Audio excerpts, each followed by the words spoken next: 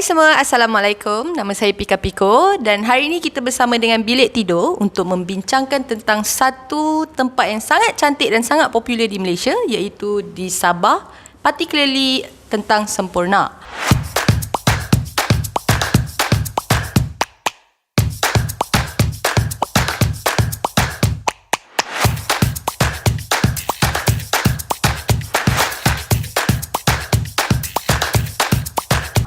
Kita semua tahu betapa cantiknya Sabah, betapa cantiknya Semporna, tapi mungkin ramai yang tak sedar bahawa penduduk di Sabah sekarang berada dalam kesusahan. Jadi hari ini kita ada Abang Khairul Jamain yang merupakan seorang YouTuber dan juga founder kepada Impactive Malaysia dan Cerita & Co. Okay? Baru-baru ni KJ dia telah menggerakkan satu misi untuk membantu rakyat-rakyat Sabah yang dalam kesusahan, dinamakan Misi Bantuan Cemas COVID-19. Okay? So hari ni kita akan tanya KJ macam mana dia punya proses misi bantuan tu sepanjang ianya berlangsung. Okay? Tapi sebelum tu KJ, aku nak kau jelaskan kepada penonton kita dekat luar sana, siapakah penduduk di Semporna, majoriti kaum diorang yang ada dekat Semporna tu. First sekali terima kasih kepada Bilik Tidur sebab sudi datang ke studio aku. Yang ini secara purata kita kena faham tak geografi dekat Semporna ni 60% adalah yang mempunyai dokumen lah, dan 40% yang tidak mempunyai dokumen. Kalau kita bersembang ataupun bercakap mengenai etnik dekat sana, dia ada Suluk, dia ada Bajau, dia ada Bugis dekat sana, dan dia ada a few lagi kaum-kaum lain lah. Macam kita tahu Semporna ni dia sangat unik, dia punya geografi dia, dia ada persepadanan ataupun dia perairan Celebes tu dengan orang kata Filipin dan juga Indonesia. So apakah pendapatan utama orang-orang Bajau dekat Semporna tu, and kenapa bila COVID-19 ni jadi, kenapa diorang sangat-sangat terjejas? Cuba kau explain. So macam kita tahu Semporna terkenal dengan tempat-tempat menarik, dan of course pendapatan utama diorang adalah tourism, pelancongan. Kita boleh tengok masa COVID yang first ataupun PKP pertama dekat sana, memang dah drop gila diorang punya pendapatan apa semua, and then after that, selepas PKP pertama tu, dia lonjak balik naik sebab dia memang kawasan pelancongan. So memang kebanyakannya orang tempatan dekat sana memang mengusahakan dari sektor pelancongan lah, sama ada boat, resort, buat bekalan makanan, restoran, semua the main focus diorang adalah kepada pelancong. So bila jadinya PKP kedua ni ataupun the red zone dekat Semporna ni, memang orang luar tak boleh masuk dan sangat bahaya sebab kita face dengan disease kan. Dia satu benda yang melumpuhkan totally ekonomi dekat Semporna ni. Okay, macam hari tu kau ada buat misi cemas ni kan, boleh tak kau explain berapa lama kau ambil masa untuk kumpul dana tu, dan macam mana proses untuk kau buat penghantaran barang-barang dan donation kepada orang-orang di Semporna? Okey, berkenaan macam pengumpulan dana apa semua, sebenarnya masa PKP pertama memang kita orang dah buat dah, kita orang kumpul dana, kita orang dah bantu penduduk pulau dekat sana, termasuk Bajau Laut, kita bantu semua, kita tak pilih kasih. So kita orang dapat kumpul sekitar 25 ke 26 ribu masa first PKP. And then kali ni dia jadi lagi worse tau, sebab dekat sana baru nak pulih, orang baru datang, tapi tiba-tiba tutup balik, dan diorang ni macam hilang punca pendapatan totally. Bukannya kepada pengusaha resort, pengusaha boat, tapi semua yang bekerja dengan diorang ni memang semua, sebab mereka ni kais pagi makan pagi, kais petang makan petang. Lepas tu kita orang macam tim aku atau Impactive Malaysia dan juga Cerita & Co, kita orang tergerak untuk kumpulkan dana atas faktor sebab kita orang dapat mesej-mesej kawan-kawan kita orang dari sana yang mengatakan keadaan semakin parah. Bantuan hanya diberi kepada kawasan lockdown. Dekat Semporna ada 6 kawasan lockdown, tapi keseluruhan Semporna adalah red zone. Apa yang kita orang boleh bantu, kita orang tak boleh pergi sana. Aku kumpulkan tim aku dekat sana, dan aku kata kita akan buat fundraising, korang akan gerakkan benda tu dekat lapangan, korang yang akan hantar bantuan tu dekat lapangan. Korang kena ikut SOP, pakai PPE lengkap apa semua, pergi jabat daerah, jumpa DO untuk dapat pengesahan, untuk kita senang bergerak kan. So kita nak bantu orang, tapi dalam masa yang sama kita tak nak menjadi punca untuk orang kata COVID tu lagi berjangkit kan.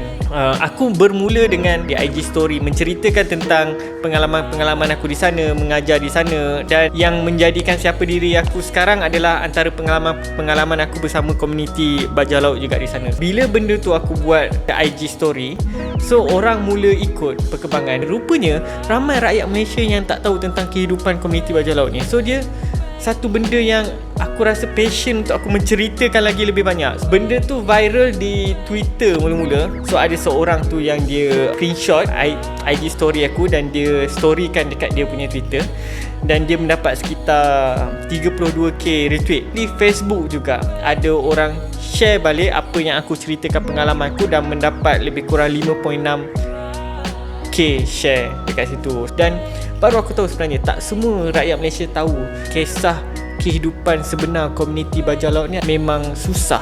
Kau bayangkan, sebelum PKP pun susah, sekarang tengah PKP ni lagilah diorang menderita. Sebab tu kita orang buat benda ni, kita orang collect dana, kita orang hantar dana dekat sana. Sebab barang tak boleh masuk dari Semenanjung, memang pejabat pos semua dia tutup.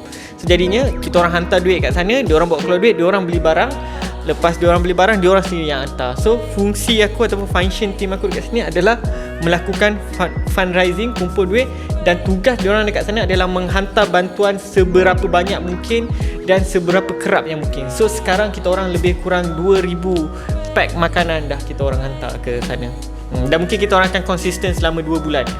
Dan aku harap selama 2 bulan ni kita orang mampu menampung diorang sehingga PKP ataupun red zone di Sempunah ni menjadi hijau balik. Okay, memandangkan ramai orang tak tahu sebenarnya macam mana keadaan sebenar orang dekat Semporna kan, orang-orang bajau laut ke, orang-orang suluk ke, atau orang-orang kaum-kaum lain lah yang ada dekat Semporna ni. Maybe kau boleh kongsikan sedikit gambaran lah macam mana sebenarnya keadaan diorang sebab aku ada tengok dekat kau punya Insta story pasal jambatan tak siap. So memandangkan kau very familiar dengan tempat tu, mungkin kau boleh ceritakan sikit kot dekat kita orang.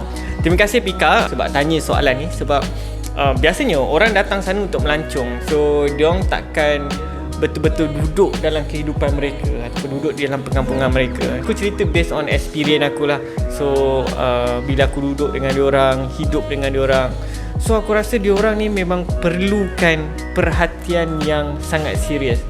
So maksudnya dekat sini diorang perlukan pendidikan, diorang perlukan bantuan dari segi ekonomi. Kita grow up kan diorang punya ekonomi. Bermaksudnya kat sini, kita bukannya melanggar budaya diorang, kita bukan nak clash budaya diorang, tapi kita nak mereka hidup lebih baik kan. Siapa nak hidup susah? Siapa nak hidup miskin kan? Semua orang tak nak dilahirkan miskin. Mereka juga tidak diberi pilihan untuk lahir seperti kita. Bila aku duduk kat sana, aku nampaklah diorang punya strong, diorang orang kata survivor dalam kehidupan diorang tu sangat-sangat tinggi gila. Kalau aku dicampakkan di sini selama setahun, aku pun tak tahu macam mana aku nak adapt benda tu. Sebab diorang kalau diorang lapar, diorang tidur kalau tak ada makanan. Apa yang diorang boleh makan, diorang akan mancing ikan apa semua. Sumber ada. Kalau kita bercakap tentang bajau laut, makanan rujin dia adalah ubi yang ditumbuk dan dijadikan macam tepung, dan diorang kalau diorang masak, diorang akan bakar ataupun goreng tanpa minyak. Diorang akan survive itu antara makanan rujin diorang ataupun beras. Benda tu susah nak dapat sebenarnya. Selain daripada ikan, diorang boleh survive. Cuma untuk merasakan sedikit keselesaan tu diorang tak ada lagi. Antara barang-barang bantuan yang disalurkan dekat Semporna sekarang, kita kena faham target sasaran kita tau sebenarnya. Contoh, aku ambil contoh kalau kita hantar ke pulau. Ke pulau takkan kita nak bagi telur apa semua. So apa yang kita orang boleh bagi adalah betul-betul bantuan asas seperti beras, minyak ke tepung ke apa benda. Tapi the main focus dia adalah beras. Kalau kita orang biasa akan bagi 10 kg beras. Maksud dia satu kampek 10 kg beras lah. Dan kita akan setiap 2 minggu kita orang hantar balik. Sebab satu rumah biasanya akan ada 2 atau 3 family. So sekitar 14 orang, sekitar 15 orang. So banyak pack sebenarnya. So jadinya bekalan makanan tu kita orang boleh catur antara 10 hari ke 14 hari. And then kalau di bandar, kita fokuskan kepada bantuan-bantuan asas yang kita perlukan, macam telur, beras, Maggi, mi kan, mi kuning. Kita kena faham orang di sana suka makan mi kuning, tepung, minyak, biskut lah, macam tu lah. So setiap bantuan tu berbeza dengan target sasaran kita. Okay KJ, so apa sepanjang misi ni berjalan kan, apa cabaran atau kekangan yang paling susah lah yang kau dan tim kau pernah lalui atau kena lalui? Bercakap soal cabaran, benda ni menarik tau. Sebab setiap tempat cabaran dia berbeza. So macam disebabkan aku memfokuskan di Semporna dan especially di pulau-pulau, cabaran kita orang adalah dari segi transportation sebenarnya. Kita kena faham air laut ni dia ada pasang, dia ada surut. So bila air surut tu, bila kita orang nak pergi ke pulau, so memang bot tak boleh masuk. So apa yang kita orang kena terpaksa buat, kita orang terpaksa turun, kita orang kena angkat beras tu sampai ke pulau. Kadang-kadang 300 meter, 500 meter jauhnya sebab bergantung kepada air laut. So benda tu sangat cabaran. Kau bayangkan tengah-tengah panas pakai suit PPE tu dan sebagainya. Lepas tu dah sampai tepi pantai, kita kena hantar ke rumah pula. Kita kena kumpulkan dulu, bahagikan betul-betul, baru hantar ke rumah. Ramai orang yang mesej aku nak jadi volunteer. Diorang ada spirit, tapi diorang kena faham cabaran-cabaran yang harus diorang tempuh tu. Dan dia bukan hanya sekadar fizikal, tapi dia sebenarnya mental. Kadang-kadang kita orang pergi pagi tau, pukul 9 pagi sampai dekat sana. So kadang-kadang habis sampai pukul 2, sampai pukul 3. Sebab apa? Sebab kawasan pulau dia luas, penduduk dia atas pulau tu berterabur, dan kita kena hantar macam tu. Dan ada juga dengan rumah perkampungan atas air. So rumah perkampungan atas air ni pun berbeza juga. Bila air surut, kita pun kena pergi ke rumah-rumah diorang juga, tapi bukan melalui pulau, tapi kena melalui air. So perjalanan tu dia jadi macam memenatkan tau. So dia bukan satu benda yang mudah lah sebenarnya kalau korang melakukan kerja-kerja volunteer ni ataupun NGO ni di Semporna. Apa yang kau dan tim kau harapkan daripada misi bantuan ni? Apa yang aku dan tim aku harapkan senang je. Aku tak nak ada orang yang tidur dalam kelaparan. Dia simple word dia, tapi aku rasa dia strong word yang kita orang nak rakyat Malaysia faham benda ni.